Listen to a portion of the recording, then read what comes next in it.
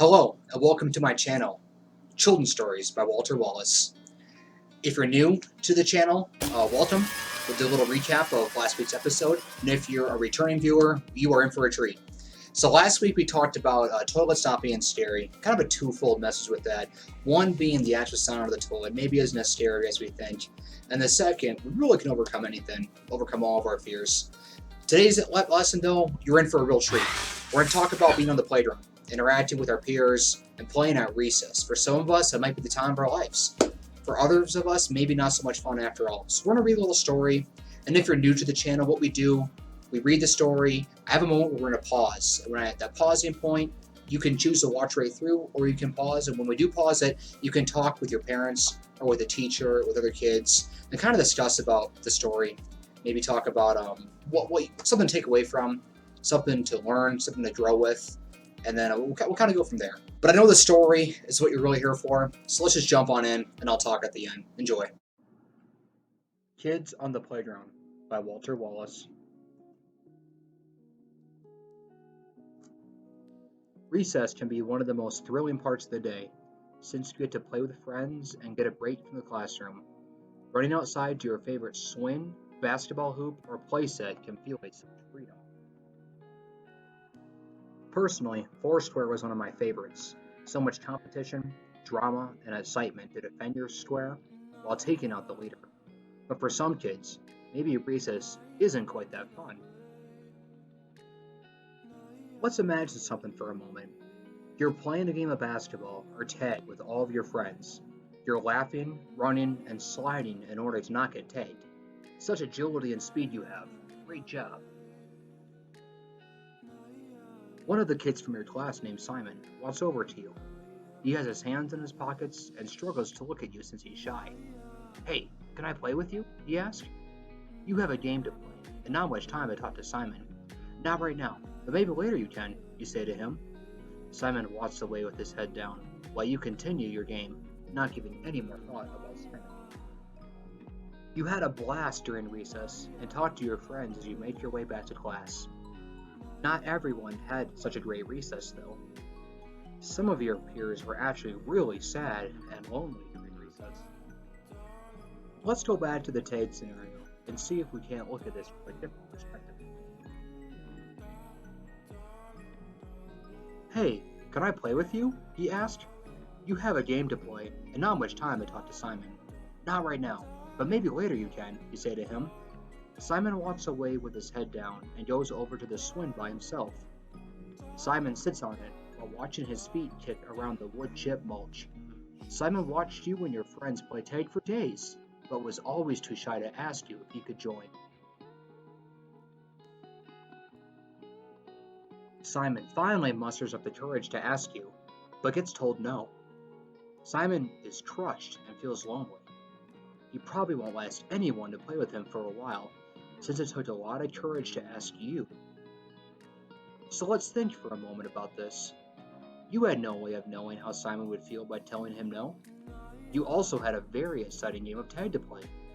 But how important is tag really? Is anyone actually keeping score or remember who was it the longest? My guess is probably not, but Simon didn't even get the opportunity to keep score. I would think that how Simon feels is a bit more important. What do you think? Next time, let's try to be more focused on the Simons on your playground. Ask them to play with you or to join you. I bet it would make their day and you would get to make a new friend.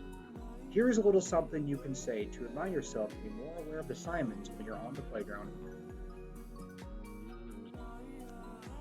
When I get to recess and look around, I'm going to pay attention to the kids looking down. When I find them, I'll walk over and say, "Come join us.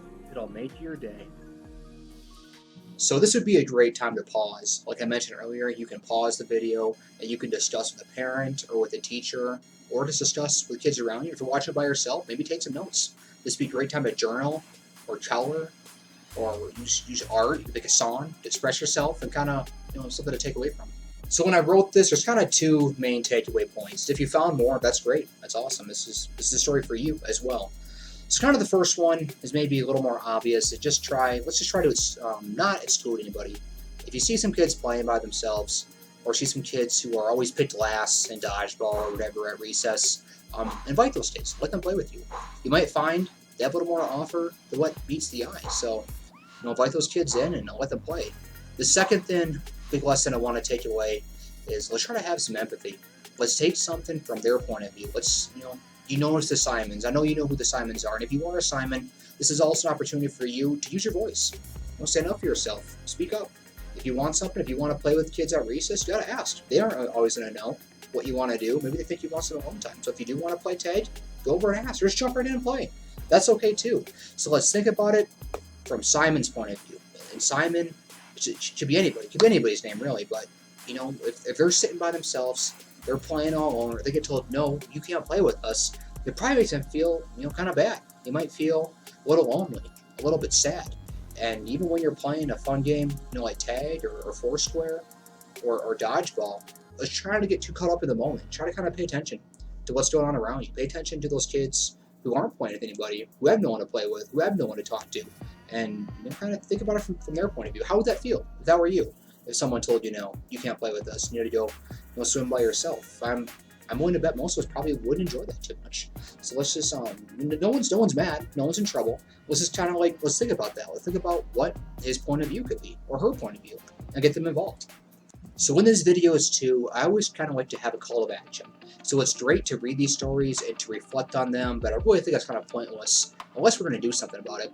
So I think for this challenge, for this week, let's focus on inviting someone to play with you. Either maybe it's an art project, maybe it's to watch a movie, maybe it's to play a game like there is in the story. And invite someone that usually isn't playing with a lot of kids, who spends a lot of time by themselves. Just invite them over just one time. One time is all I'm asking for. And just see what happens. Maybe you'll make a new friend. So thanks a lot for tuning in. If you do enjoy the content, you can subscribe and share with more of your friends. We want as many people to see this as possible. And then, just remember the lessons you learned today. Remember your call to action. And then just pay attention for the next episode. We will see you next time. Thank you.